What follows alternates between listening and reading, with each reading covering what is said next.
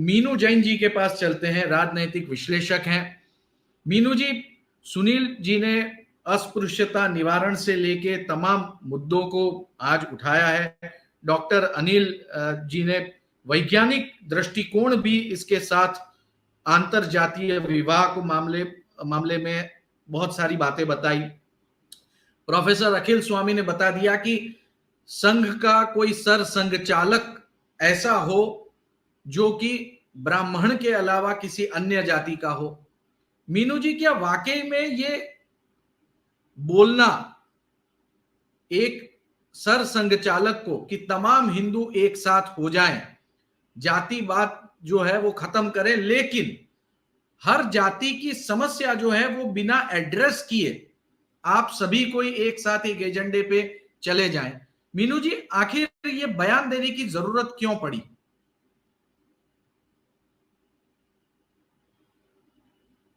जी मीनू जी, थोड़ा सा अनम्यूट कर आवाज नहीं आ लीजिए। रही तुझे?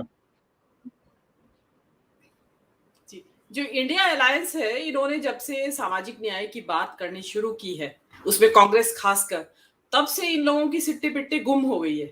क्योंकि सामाजिक न्याय की बात करते ही इनका जो हिंदुत्व का शिराजा है वो भरभरा के गिर पड़ता है। देखिए, अगर आप जाति को इतना महत्व नहीं देते हैं तो मोदी जी को 2013 से पहले अपनी जाति को ओबीसी घोषित करवाने की क्या जरूरत पड़ी थी? मोदी जी के ही काल में, मुख्य प्रधानमंत्रित्व काल में, इन्होंने प्रेस कॉन्फ्रेंस करके बताया कि हमारे यहाँ 28 मंत्री ओबीसी हैं। याद होगा आपको, बहुत नाम ले लेके बताया गया था।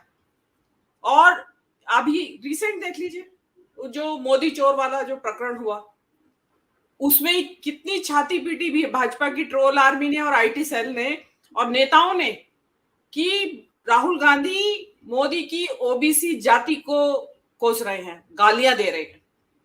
तब कहां से ओबी आप, जब मोहन भागवत को तब बोलना चाहिए था कि ये क्या जातिवाद फैला रखा है आपने। तब तो मोहन भागवत नहीं बोले, क्योंकि उनको वहां फायदा दिखाई दे रहा था उस वक्त ओबीसी बनाने में। आप मणिशंकर अय्यर नीच कह देता है तो आप कहते हैं मेरी नीची जाति है इसलिए कह रहे हैं, तब आप जाति को भुनाने लगते हैं। जब आपको सुविधा होती है तो आप जाति का बैज उठा के लगा लेते हैं, और जब जाति की सुविधा नहीं होती तो आप बैज निकाल के रख देते हैं। अब क्योंकि चुनाव आ रहे हैं तो आपको लग रहा है कि ये तो वोट हमारे हाथ से गया, जो ओबीसी है या दलित जातियां हैं उनका वोट हमारे हाथ से गया, तो उनको हिंदू बनाने की बात आ रही है। अब आप बात तो हिंदू बनाने की करते हैं, उनको घोड़ी चढ़ने नहीं देते। भाई, जाति के अगर आप नहीं मानते तो क्यों होता है ऐसा? उनको आज भी मैला खाने के लिए मजबूर किया जाता है। वहां क्या कार्रवाई हुई है? क्यों इवन मूछ रख दे दलित को? सवर्ण लोग उसका मार मार के कीमा बना देते उसका, तो वो वहां सक्रिय क्यों नहीं होते? ये भाई देखिए, शासन तो वहां इनका भी है। ऊना में ही देख लीजिए, मोदी जी जब ही प्रधानमंत्री बने ही थे, दलितों को किस तरीके से बांध के और कोड़ों से मारा गया था। तो ये चीज, ये जो डबल स्टैंडर्ड वाली चीज है कि इनको जब जरूरत पड़े तो हम हिंदू हो जाते हैं और हिंदुत्ववादी हो जाते हैं, हिंदू भी नहीं, और जब जरूरत नहीं पड़े तो आप उसके बाहर निकल के खड़े हो जाते हैं। इनके योगी जी हनुमान जी की जाति बता रहे थे, याद होगा सबको। बात पुरानी पड़ गई है इसलिए भूल जाते हैं लोग। तो आप जब जातिवाद में विश्वास नहीं रखते हैं, आपकी विचारधारा में जातिवाद नहीं है, सब हिंदू हैं, तो हनुमान भगवान की जाति कहां से खोज के ला रहे हैं आप? तो ये पब्लिक को बेवकूफ बनाते रहते हैं। और देखिए, अब जो ये संविधान बदलने की एक आर्टिकल आया था विवेक देबराय का, माना ये जा रहा है कि उन्होंने वाटर टेस्टिंग की और ये डाला, पत्थर डाला कि देखते कितना लहरें उठती हैं पानी के अंदर। उसमें जो संविधान बदलने की बात है, उसमें सबसे पहला वार आरक्षण पे ही होगा अगर संविधान बदला जाता है। तो ये ओबीसी और दलित जो जातियां ये हैं, जो उनके विचार का विषय है, ये उन्हें सोचना चाहिए कि इनके बहकावे में ना आए। आप एक तरफ तो जाति विहीन समाज कर रहे हैं और एक तरफ उनके अधिकारों को खत्म करने की बात कर रहे हैं। ये मतलब इतनी ज्यादा विरोधाभास है इसके अंदर। और ये मोहन भागवत जी का आदत है इलेक्शन से एन पहले कुछ इस तरह के कमेंट्स देने की, जो पूरे देश में एक चर्चा का विषय बच जाए। और देखिए, जाति इस देश की सच्चाई है। आप बहुत अच्छा हो कि जाति विहीन समाज हो, आइडियल स्थिति तो वही है, होना भी चाहिए।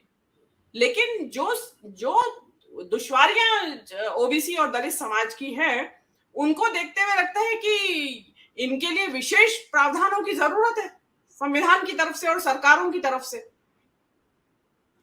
लेकिन जो वोट की राजनीति जो है वो करने नहीं देती है। अब इनके लिए क्या है, ओबीसी का इस्तेमाल क्या होता है, उनको मंदिर मस्जिद में मस्जिदों के ऊपर झंडा लहराने के लिए भेज दिया जाता है, जुलूस में नारे लगाने के लिए भेज दिया जाता है, पत्थर फेंकने के लिए भेज दिया जाता है, चर्च जलाने के लिए भेज दिया जाता है। उसके अलावा इनका कोई इस्तेमाल नहीं है। उनके लिए तभी तक बस हिंदू है वो।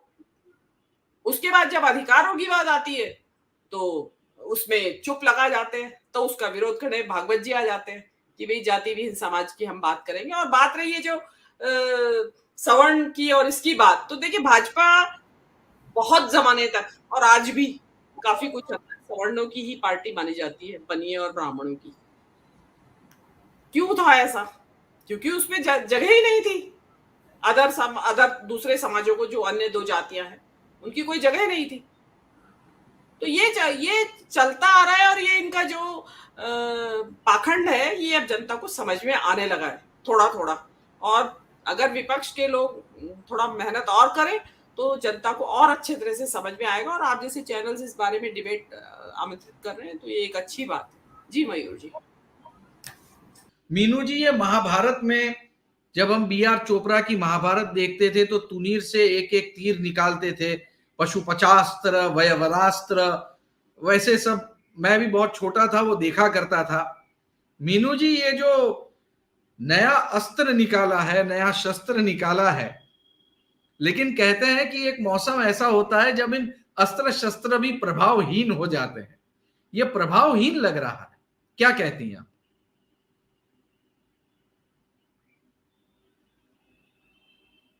जी मीनू जी, अनम्यूट कर दीजिए जरा। भाजपा के पैरों के नीचे से जमीन दरक रही है और इस बात को मोहन भागवत बहुत अच्छी तरह से समझ रहे हैं। हम और आप भले ही कहते रहे कि मोदी से मतभेद है या संघ की सुन नहीं रहे हैं मोदी, लेकिन उनको चिंता भी है कि हाथ में सत्ता है और हिंदू राष्ट्र की तरफ कदम बढ़ रहे हैं, काफी कुछ बढ़ भी चुके हैं। तो इसलिए इसको इतनी आसानी से नहीं जाने देना है। तो इसलिए, और उनको दिख रहा है, एनालिसिस वो कर पा रहे हैं क्योंकि डे टू डे पॉलिटिक्स में नहीं है वो, तो इसलिए ऊपर से बैठ के अच्छा सा व्यू दिखाई देता है उनको कि हो क्या रहा है नीचे। तो उनको यही लगता है कि ये जो सामाजिक न्याय की जो बात हो रही है ये तार तार करके रख देगी हमारी जितनी भी कैलकुलेशंस हैं। और जिसको कहते हैं ना, वास्तव में हिंदू जाग जाएगा अगर ये जाति के जनगणना का पूरा सक्सेस हो जाता है प्रोजेक्ट, तो वास्तव में हिंदू जाग जाएगा और हिंदू के जागते ही भाजपा की राजनीति खत्म। उससे चिंतित है मोहन भागवत और उसके लिए वो कुछ भी करेंगे। लेकिन मेरा सवाल फिर वही आता है, जब बात मोहन भागवत की आती है या संघ की आती है तो जबरदस्त तौर पे कहा जाता है कोई मतलब नहीं है भाजपा का संघ से।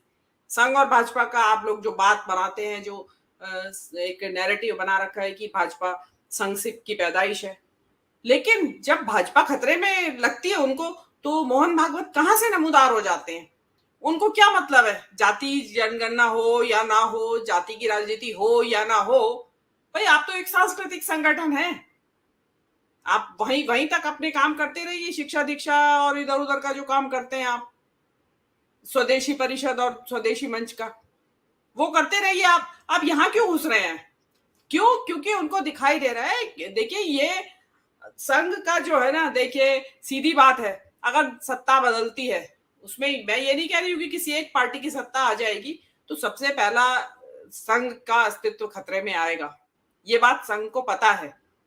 तो इसलिए वो ये इनके प्रकार उसमें जाति जनगणना हो या किसी और तरह हो सकता है, अभी मुसलमानों को भी भाई बना दे, ईसाइयों को भी भाई बना दे, बहुत कुछ। अभी रक्षाबंधन पे राखी बंधवाने जा रहे हैं भाजपाई मुसलमान बहनों से, तो वो इस तरह की बहुत सारी चीजें लाएंगे जो आप हैरान रह जाए। हो सकता है मुख्यमंत्री बदल दें उनके, अभी तक कोई मुख्यमंत्री आई थिंक सो ओबीसी या दलित नहीं है बीजेपी का अभी तक। अभिषेक जी बताएंगे, मेरे ख्याल से कोई अभी नहीं है। हो सकते है 2024 के चुनाव से पहले मुख्यमंत्री बदल दिए जाएं। ओबीसी है, शिवराज सिंह चौहान है ओबीसी समाज से। सॉरी, हाँ एक मुख्यमंत्री है। मैं खट्टर का ध्यान था और ये आपके गुजरात वाले इनका ध्यान था, योगी जी का ध्यान था। तो वो इसीलिए आपसे कंफर्म किया। हाँ, तो एक है वो भी, लेकिन उनके पीछे भी लगे ही रहते हैं। उनको भी ऐसा नहीं है कि आंख का काटा वो बने हुए हैं, वैसे ओबीसी हैं वो।